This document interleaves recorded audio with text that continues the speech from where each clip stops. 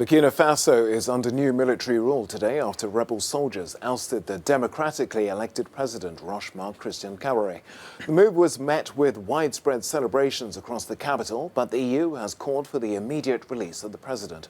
Ronald Kato, my colleague from our sister service, Africanews, has been following the story. Ronald, good to see you there. What do we know about the fate of the president right now? Well, what we know since Monday is that President Kaboré is under military custody.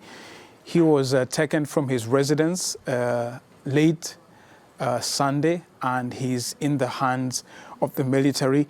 In the evening, Monday, the state broadcaster published a letter of resignation attributed to him, in which he said he was leaving power in the interest of the country. His Twitter account also stopped posting 19 hours ago, so that suggests he's under detention of sorts. There are new rulers, as you said, in Burkina Faso.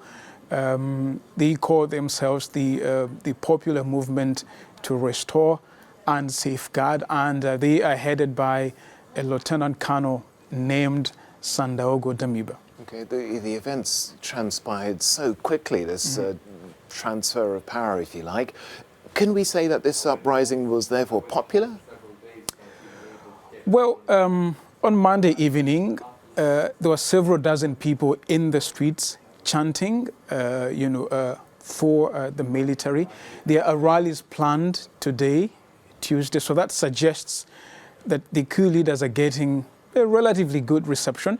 But you could also argue talks that the army is making political capital, or trying to make political capital out of the popular anger and discontent that's existed in the country since 2015 over insecurity.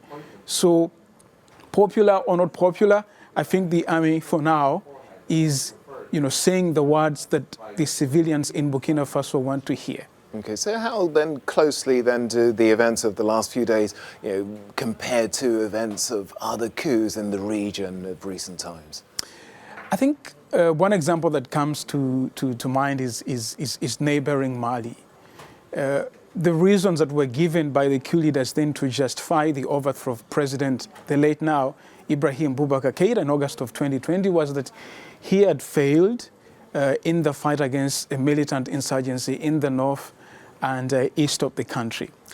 The coup leaders in Burkina Faso gave the same reasons when they began their revolt on Sunday. They said that they needed more men, they needed more resources, and they demanded the sacking of top defense chiefs. These are really the same reasons that the junta in neighboring Mali gave. So it's safe to argue that there are similarities between the violent transfer of power in Mali and Burkina Faso. It's all connected to the capacities of the governments that have since been overthrown in confronting the militant insurgency in both countries. Okay, Ronald Kato there with the latest on that uprising in Burkina Faso. Thanks for joining me.